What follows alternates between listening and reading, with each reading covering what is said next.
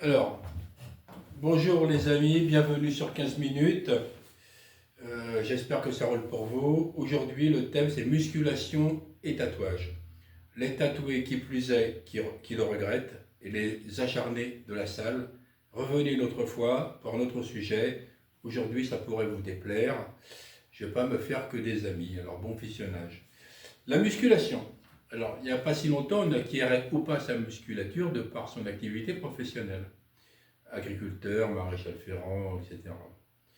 Principalement, les femmes, les diplômés, le bac n'était pas donné à tout le monde, travaillaient dans le secteur tertiaire. Aujourd'hui, dans nos pays désindustrialisés, tertiarisés, féminisés, l'homme recherche l'attention de sa virilité par son activité à la salle. Une musculature ostentatoire qui n'est pas liée à une activité professionnelle n'est que de la virilité en carton, qui ne sert que sur les trottoirs, la plage, à la foire du trône, ou pour chercher les filles. Draguer, chercher à séduire les filles, au-delà de la vingtaine, est-ce une activité d'homme? Point d'interrogation. De plus, les nanas de salle cherchent à se muscler de magnifiques fesses pour plaire aux princes charmants qu'elles ne trouveront jamais. Et si par malheur vous osez regarder d'un peu trop près leur tenue moulante, elles iront s'en plaindre. Cette musculature n'est que du spectacle. Il n'y a rien derrière. Avant, on disait, c'est de la gonflette. Le temps passé à la salle de musculation ou sur son téléphone portable est perdu pour la réflexion et la lecture. Cependant, évidemment, oui, il faut une activité physique quotidienne. Pratiquer 20 squats, 50 pompes tous les jours, ça vous prend une demi-heure et c'est bouclé. Vous pouvez utiliser une chaise, hein. On peut tout faire avec une chaise, même s'asseoir dessus. C'est pas comme les baïonnettes. Bon, le tatouage. Là, ok. Alors, autrefois, le tatouage correspondait à des corporations. Les légionnaires parachutistes se tatouaient les numéros de leur régiment et l'insigne de leur arme. Il y avait les anciens bagnards qui se tatouaient ce qu'on appelle les yeux de biche au coin, là, au coin des yeux. Ou mort aux vaches. Il y a les yakuza, etc., etc. Bon, un Français sur 3 désormais est tatoué. Ne plus savoir exprimer par des phrases ou des mots des choses aussi simples qu'une fleur sur l'épaule, un dauphin sur la fesse, c'est une régression. On sait que de nombreuses stars sont tatouées. Angelina Jolie, David Beckham, Britney Spears. L'exhibition de leur tatouage a pour but de se faire reconnaître par leurs fans et de susciter chez eux le besoin de les imiter. Elle crée ainsi une mode à leur image. Perçu comme une forme d'expression, voire d'art, le tatouage est surtout pour les psychanalystes une manière socialement acceptée d'exprimer une souffrance, au même titre que l'alcoolisme, la toximanie ou les troubles du comportement alimentaire. Les accros au tatouage ont une difficulté à exprimer les émotions. Le plaisir éprouvé par la personne au moment du tatouage montre, à l'instar des scarifications, que la sensation remplace l'émotion. La jouissance obtenue est toujours renouvelée, emprisonnant la personne dans un processus qui lui échappe. Blessé, traumatisé, instable, voulant se punir, impressionné, cherchant l'attention, la validation, le tatouage dans notre société individualiste du moi-je signifie « vous ne me donnez pas assez de reconnaissance, alors j'attire votre regard par ce gribouillis ».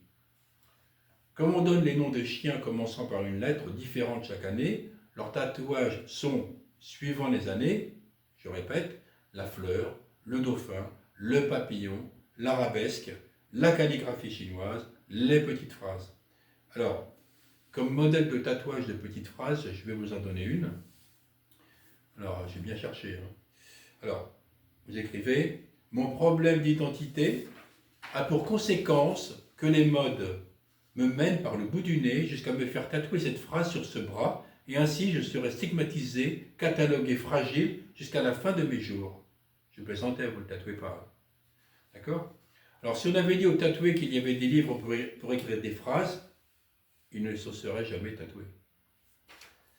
Un enfant de 3 ans gribouillant le papier peint de sa chambre, vous changez le revêtement et il ne recommence plus. L'autre, à 30 ans, avec un corps d'adulte, son tatouage ne s'enlève pas et il recommence. Alors maintenant, on va faire une synthèse. Le tatouage, un moyen d'expression socialement accepté de nos jours. Le marquage peut être également un moyen de concrétiser les changements corporels et psychiques de l'adolescence, un désir de séduire ou d'affirmer sous forme de transgression son identité au regard des parents ou de la société, marquer sa peau pour se différencier, se séparer, faire peau à part. Il est à noter que la douleur supportée lors des tatouages, le mot tatou provient du polynésien tato qui veut dire frapper, marque un dépassement de soi-même, un rite initiatique de passage vers la vie adulte aujourd'hui. Tout comme les piercings, les tatouages sont socialement acceptés. La mondialisation sert à uniformiser la consommation, rendant plus simple ainsi notamment la fabrication d'objets manufacturés. De plus en plus, seules des particularités liées à l'ego différencient désormais les populations. Alors comme tout le monde, tatouage, piercing, vacances ici ou là, voiture. Un tatoué a ou a eu un problème d'identité, incapable ni par écrit ni par le verbe de s'exprimer. Déracinés dans leur propre pays, ne connaissant et rejetant comme on leur a appris leur histoire, ils se tatouent notamment des signes d'autres cultures, maoris, chinois, indiens, sans les comprendre. Bon, conclusion. Religion de la salle et tatouage sont révélateurs de notre époque, de notre société du spectacle. Je vous conseille d'ailleurs la lecture de Guy Debord.